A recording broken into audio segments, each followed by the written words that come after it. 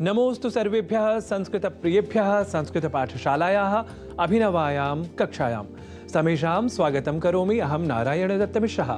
संस्कृत की कक्षा में इन दिनों आप संख्याओं के साधारण और पूर्णार्थक स्वरूपों के बारे में जान रहे हैं और साथ ही कर रहे हैं संख्याओं के इन स्वरूपों के साथ कुछ वाक्यों का अभ्यास भी। तो आइए आज इस क्रम को आगे बढ़ाते हुए संख्या 10 के संस्कृत प्रयोगों को उसके साधारण स्वरूप के साथ अच्छे तरीके से जान लेते हैं। संख्या 10 के लिए संस्कृत में हम साधारण रूप से कहते हैं दशा। और यहां ध्यान दीजिए कि संस्कृत के दशा और हिंदी की 10 में जो इतनी समानता आपको अनुभूत हो रही है, उससे यह स्पष्ट ही है कि हिंदी और प्रायः सभी भारतीय भाषाओं की मूल भाषा संस्कृत ही है। इसलिए कई शब्दों में ऐसे ही कई समानताओं के दर्शन हमें हो जाया करते हैं। तो हम अभी बात कर रहे हैं संख्याओं की, तो अब यह जान ले कि संस्कृत को ध्यान में रखते हुए इस 10 शब्द के पुल्लिंग, स्त्रीलिंग और नपुंसक लिंग स्वरूपों में कोई परिवर्तन नहीं होता। अर्थात सभी लिंगों में 10 के लिए संस्कृत शब्द होगा दशा।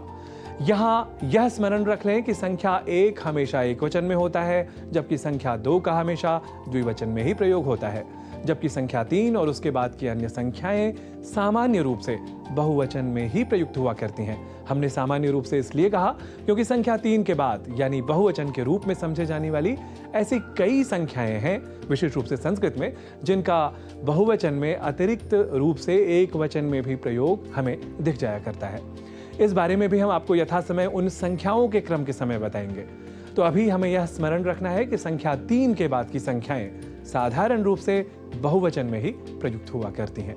अतः संख्या 10 भी संस्कृत में दशा इस साधारण स्वरूप के साथ बहुवचन में ही प्रयुक्त हुआ करती है, यह स्पष्ट हुआ। इस तथ्य को जान लेने के बाद आइए तीनों ही लिंगों में एक समान स्वरूप वाले दशा शब्द का कुछ वाक्यों के साथ प्रयोग कर लेते हैं। सबसे पहले कर लेते हैं दश इस संख्या का पुल्लिंग में वाक्य प्रयोग। देखिए, हम हिंदी में कहते हैं रावण के 10 मुख थे, यह कहा जाता है। इसे संस्कृत में कहेंगे रावणस्य 10 मुखाः आसन् इति कथ्यते। इसी तरह हम हिंदी में यदि कहेंगे कि कार्यालय में 10 लिपिक या टाइपिस्ट हैं, तो संस्कृत में इसका वाक्य प्रयोग होगा कार्यालये 10 लिपिकाः सन्ति। यहाँ 10 मुखाः और 10 लिपिकाः जैसे उदाहरणों में ग्रह और लिपिक ये 2 पुल्लिंग शब्द हैं और इन शब्दों के पहले 10 इस संख्या का जो प्रयोग हुआ है वह भी पुल्लिंग का कहलाएगा। यह हमें विशेष रूप से ध्यान में रखना है। अब 10 इस संख्या का वाक्य प्रयोग स्त्रीलिंग में कर लेते हैं। जैसे हिंदी में हम कहें कि विद्यालय में 10 कक्षाएं हैं, तो इसे संस्कृत में कहेंगे विद्यालये 10 कक्षाः सन्ति। ऐसे ही हिंदी में हम कहें कि मेरे मित्र के पास 10 कलमें हैं, तो इसे संस्कृत में कहेंगे मम मित्रस्य पार्श्वे 10 लेखन्यः सन्ति। यहाँ 10 कक्षाः और 10 लेखन्यः जैसे उदाहरणों में कक्षा और लेखनी ये 2 स्त्रीलिंग शब्द हैं और इन शब्दों के पहले 10 इस संख्या का जो प्रयोग हुआ है वह भी स्त्रीलिंग का ही कहलाएगा। यह हमें विशेष रूप से ध्यान में रखना है।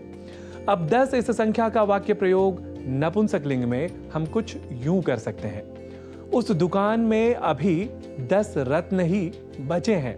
इसे संस्कृत में कहेंगे तस्मिन् आपणके 10 रत्नानि एव अवशिष्टानि सन्ति।